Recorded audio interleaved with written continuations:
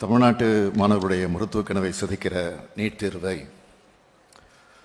ஆரம்பத்தில் இருந்த திமுக கழகம் எதிர்த்து கொண்டு வருகிறது என்பது உங்களுக்கெல்லாம் நன்றாக தெரியும்.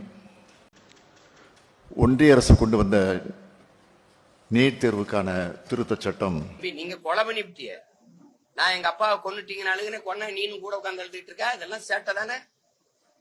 நீ ஒப்பு கழுகிறியா உளமாற அழுகிறியா?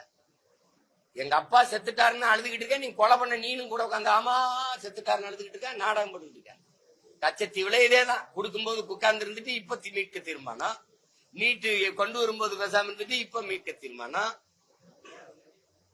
எல்லாமே நீங்க காவிரி நதிநீர் உரிமை பறிக்கப்பட்ட போது யாரு ஆட்சியில் இருந்தது?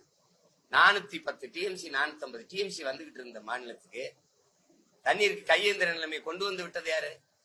இதே காங்கிரஸ் அம்மையார் இந்திரா காந்தி ஆட்சி, இதே ஐயா கருணாநிதி ஆட்சி.